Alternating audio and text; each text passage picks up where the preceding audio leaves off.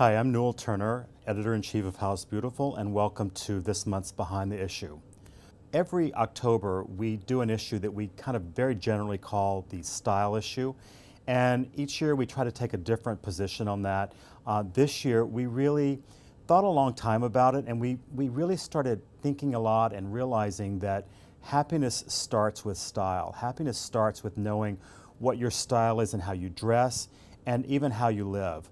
So we theme this issue, Happiness Starts Here, because we do believe happiness starts at home with a beautifully designed home. So jumping right into this issue, I really want to start by showing you a new program or telling you a little bit more about a new program that we are implementing with the October issue. We've tested it in a few previous issues, but they've been small tests, and now we're going full force with this program.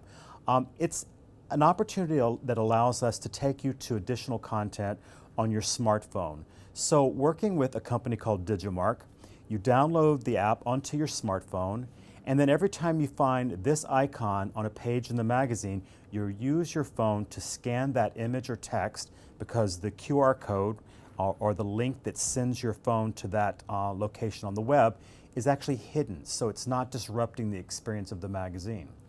And we're launching the program in the October issue with 7 links scattered throughout the magazine. And every month we'll now have a digital contents page where you can actually go to find all the links in the magazine. So jumping right to the first link, it's the opening page for the best, which is our product pages. And these are these amazing notepads that are shaped like leaves. And here, if you scan, as it directs you to with this icon, scan this leaf, it will launch into a video that was produced by my youngest editor, Laura Yoon, who did a little fast-forward video of how you actually use these these sticky notes, and how wonderful the experience is. I'm not going to tell you any more about it because I think it's something you have to see to enjoy, but be sure and look for that when you get this copy of the magazine. And then I want to tell you a little bit about this story, Surround Yourself with What You Love. This is a story about having to scale down. It's the home of Craig Schumacher. He's actually a friend of mine in Dallas, Texas, and we've published the house that he moved from before he lived in this apartment. And Craig had to go through some changes in his life, which involved downsizing the amount of space that he was living in, but he figured out a way to do it without sacrificing anything that he loves. So it's really a beautiful story. It's a great read. It's a really honest story about where he's coming from and the design that he did, and just a lot of fun.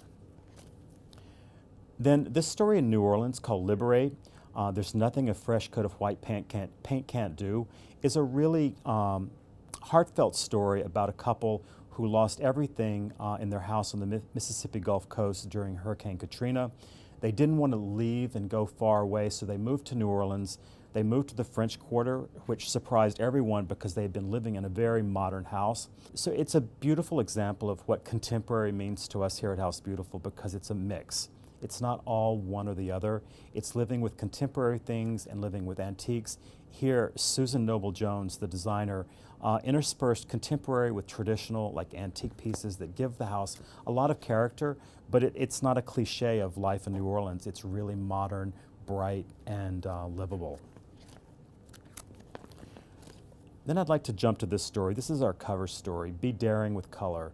Pat Healing is a really wonderful designer based in Connecticut, and she had these clients that bought this house, and when they bought it, it was all dark wood, dark furnishings, overscale furniture, and she convinced them to go bright, go with color, and she did a really, really beautiful job of creating a space that's not only happy and inviting, but very livable.